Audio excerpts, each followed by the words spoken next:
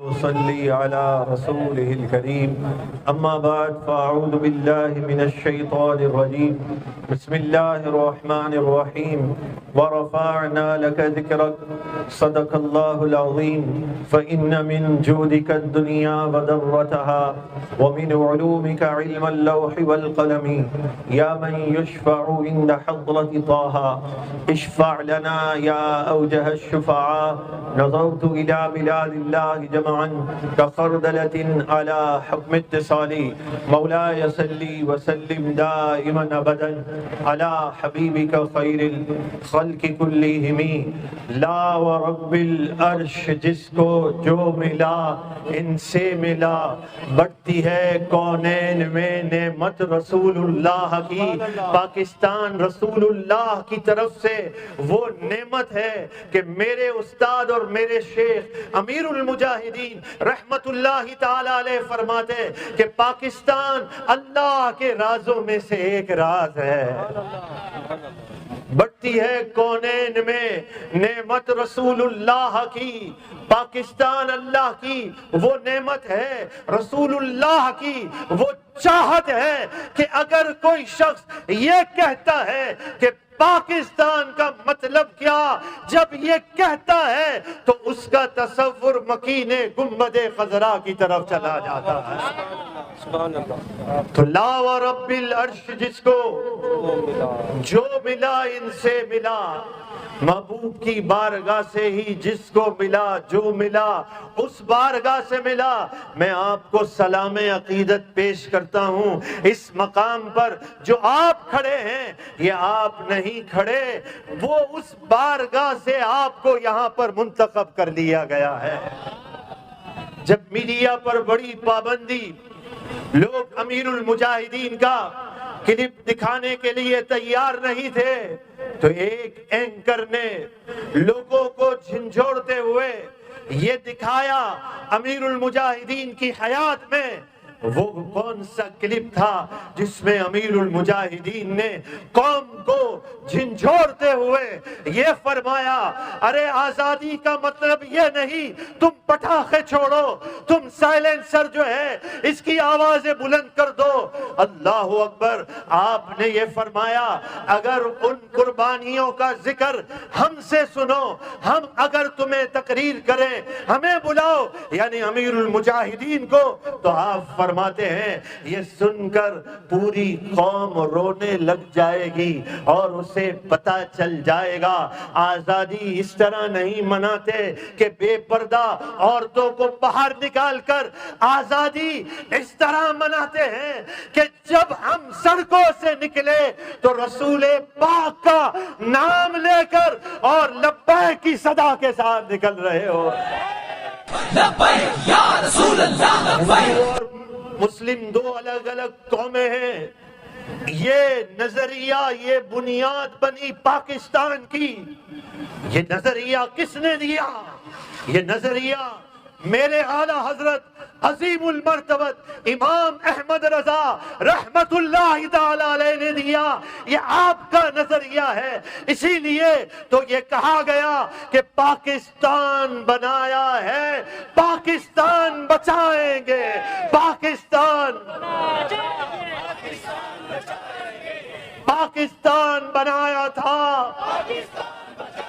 سخی کے دربار سے ملنے والا روحانی کنیکشن تو آپ کے ساتھ ہے، اگر ہے تو پھر بآواز بلند کہے پاکستان کا مطلب کیا؟ کیا اللہ نے آپ کو آواز دی ہے؟ یہ آواز اگر اور بلند ہو جائے تو پھر کیا ہی بات ہے۔ پاکستان کا مطلب کیا؟ پاکستان کا مطلب کیا؟ دستور ریاست کیا ہوگا؟ ان علماء نے چمکتے ہوئے چہروں نے آزادی پاکستان کے لیے وہ کردار ادا کیا کہ میرے استاد، میرے شیخ امیر المجاہدین آپ یہ فرمایا کرتے تھے کہ پاکستان کے علماء کی یہ شہادتیں، یہ قربانیاں ہیں کہ انشاءاللہ تا صبح قیامت پاکستان قائم و دائم رہے گا۔ علماء کا یہ عظیم کردار تھا، ان کی یہ مبارک فکر تھی کہ پاکستان وجود میں آیا۔ اب میں جو اگلی بات کہنے لگا ہوں اسے ذرا غور سے سننا، بڑی توجہ سے سننا۔ علماء اور مشائخ کا جو کردار تھا، پاکستان وجود میں آیا، دشمنان اسلام سر جوڑ کر بیٹھ گئے، کہا پاکستان تو بن گیا ہے، اب اس میں نظام مصطفیٰ نہ آئے، اس میں رسول پاک کا نظام نہ آئے۔ کہا یہ کیسے ہوگا؟ اس بات کو اگر قوم نے سمجھ لیا تو پھر مجھے مزید کہنے کی حاجت نہیں ہوگی کہ تھپا کرین پر ہوگا، مجھے سمجھانے کی حاجت باقی نہیں رہے گی۔ انگریز سر جوڑ کر بیٹھ گیا کہ پاکستان تو بن گیا، اب اس میں نظام مصطفیٰ نہ آئے۔ کہا یہ کیسے ممکن ہے؟ ان کے جذبات بڑے ہیں، ان کی قربانیاں بڑی ہیں، یہاں تو نظام مصطفیٰ آئے گا۔ انگریز نے کہا اب ہم تمہیں اس کا طریقہ بتاتے ہیں۔ اس کا طریقہ یہ ہے کہ مسلمانوں میں سیاسی شعور کو تم دور کر دو، انہیں سیاسی فکر سے تم آزاد کر دو۔ کہا مسلمانوں میں یہ طریقہ جب تم انہیں سیاست سے دور کر دو گے تو پھر نظام مصطفیٰ نہیں آئے گا۔ سر ہمارے ندامت سے جھکے ہیں، لاکھوں قربانیوں کے بعد جس مقصد کے لیے پاکستان بنایا گیا اس نظام کی بات کرنا اس ملک میں دشوار ہو گیا، جہاں ہر طرف اس دشواری کا اندھیرا چھایا ہوا تھا۔ رب کی رحمت جوش میں آئی، مصطفیٰ جان رحمت کی نگاہ خاص ہو گئی اور اللہ نے اس امت کو علامہ خادم حسین رضوی عطا کر دیا۔ یہ خادم حسین رضوی جو ہے کوئی یہ نہ کہہ سکے کہ یہ وقت کا علامہ نہیں تھا، کہا یہ وقت کا علامہ بھی تھا۔ کوئی یہ نہ کہہ سکے یہ شیخ الحدیث وقت کا نہیں تھا، یہ امام الصرف بھی تھا۔ کوئی صوفی یہ نہ کہہ سکے کہ یہ صوفی نہیں تھا، کہا نہیں، یہ وہ صوفی تھا جو خود رب کی رحمت سے اعلان کر رہا ہے کہ میرے رب کا فضل ہے کہ میں ایک رکعت میں پورا قرآن پڑھ سکتا ہوں۔ اللہ اللہ اللہ۔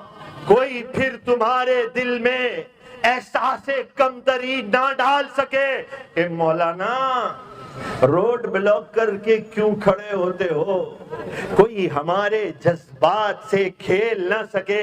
کہا وقت کا مجدد خود روڈ پہ اس طرح بیٹھا ہوا ہے کہ اس کا حسین انداز تمہیں بتا رہا ہے اگر تم رسول اللہ کی عزت کے وفادار ہو، اپنی عزت کی پرواہ نہ کرو، بارگاہ رسالت سے تمہیں عزتوں کا تاج دے دیا جائے گا۔ یہ جوش خطابت اور جوش کی تقریریں نہیں، اب وقت یہ ہے کہ میں نے اور آپ نے کیا کرنا ہے۔ وہ وقت کا مجدد تو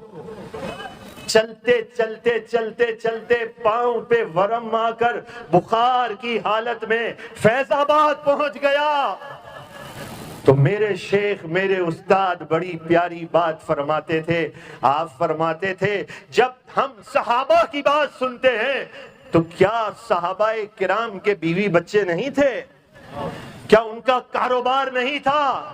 قرآن اٹھا کر دیکھو غزوہ تبوک کا کس طرح ذکر کیا گیا ہے۔ ایک طرف جو ہے پورے سال کی کمائی تھی، کھجوریں پکی ہوئی تھی، اور دور کا سفر مصطفیٰ جان رحمت نے اس کی کال دے دی تو سمجھ لینا امام حسین کا، صحابہ کرام کا جو ماننے والا ہوگا وہ عمل کر کے یہ ثابت کرے گا کہ میرا سب کچھ آپ پر قربان،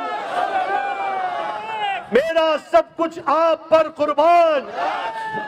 لبیک لبیک یا رسول اللہ، لبیک لبیک۔ ایک بڑی طویل داستان ہے یہ پاکستان بنا کس طرح ہے، کس طرح ہندو گنڈوں نے ہماری ماں بہنوں کی بے عزتی کی ہے، کس طرح تڑپتے ہوئے لاشیں ماں نے دیکھے ہیں۔ پاکستان بنے گا تو رسول پاک کا نظام ہوگا، لیکن افسوس صد افسوس، پاکستان بننے کے بعد اس نظام کی بات کی طرف کوئی مائل نہ ہو، کوئی نظام مصطفیٰ کے لیے قربانی نہ دے، اپنے وقت کی قربانی، اپنے جان کی قربانی، اپنے مال کی قربانی نہ دے، تو اس نے بڑا خسارے کا سودا کیا۔ اللہ اللہ، امیر المجاہدین کے صدقے سے اللہ نے ہمیں پھر وہ امیر دے دیا کہ جب وہ جیل میں تھے، بڑے بڑے لوگ انہیں سمجھانے کے لیے گئے، ایک بڑے صاحب نے کہا امیر صاحب آپ یو ٹرن لیں، آپ کچھ کمپرومائز کریں، حضور کی عزت و ناموس کی بات آپ اس طرح کرتے ہیں، بین الاقوامی تعلقات کو دیکھیں۔ انہوں نے کہا معاذ اللہ، امام حسین بھی مان گئے تھے، آپ کو جلال آ گیا، 25 سالہ نوجوان ہے، وہ جیل کی سلاخوں کے پیچھے ہے، امیر المجاہدین جیسے والد ماجد کا سایہ بھی اٹھ گیا ہو، چھوٹی بہنیں انتظار کر رہی ہوں، عید کا بھی موقع ہو۔ اس نے بڑے کمال کے ساتھ یہ کہا امام حسین تو وراء الوراء الورا ہے، ان کے غلاموں کا غلاموں کا غلام۔ آج یہ بات کہتا ہے کہ جو کرنا ہے جو کر لو، جو پٹنا ہے پٹ لو، میں ایک انچ بھی اپنے موقف سے دور نہیں جا سکتا۔ اور جب یہ چمکتا ہوا چہرہ میرا امیر علامہ سعد حسین رضوی جب رہا ہو کر آیا، پہلی تقریر میں اس نے کیا کہا آزما کے ہمیں دیکھ لیا ہے نا، ہم صحیح ہیں یا نہیں؟ سب نے کہا بالکل صحیح۔ تو آپ نے کہا پھر ڈبے بھرے ہوئے ہونے چاہیے۔ ڈبے بھرے ہوئے کب ہوتے ہیں پتہ ہے؟ جب نیند اڑ جائے، وقت قربان ہو جائے، مال قربان کرنا پڑے، پھر گھر کے رونے یاد نہ آئے، اور اللہ فضل فرمائے مجبوریاں آگے نہ آئے، تو ڈبے بھرتے ہیں میرے بھائی۔ آؤ آؤ، سخی عبد الوہاب شاہ جیلانی رحمت اللہ تعالی علیہ کے صدقے سے آؤ اور اپنے وقت کی قربانی دو، اپنے آپ کی ذمہ داری محسوس کرو، اور پھر دنیا یہ کہنے پر مجبور ہو جائے کہ وہ چمکتا ہوا امیر المجاہدین کا جو چہرہ ہے، ان کے کارکنوں نے یہ ثابت کر دیا ہے کہ بس اب زندگی اسی طرح گزارنی ہے۔ بہت زور سے آپ نے سمجھ کے یا رسول اللہ کہنا ہے کہ بس اب ان کے کارکنوں نے، سخی کا صدقہ میں نے، آپ نے، ہم سب نے اس طرح زندگی گزارنی ہے کہ میرا سب کچھ آپ پر قربان۔ یا رسول اللہ کی صدا اس طرح آئے کہ یہ در و دیوار گونج رہے ہو، میرا سب کچھ آپ پر قربان، میرا سب کچھ آپ پر قربان۔ اب کوئی حوصلہ افزائی کرے نہ کرے، عہدہ دے نہ دے، مسکرا کر ملے نہ ملے، میں نے تو سب کچھ قربان اس کریم کے لیے کیا ہوا ہے۔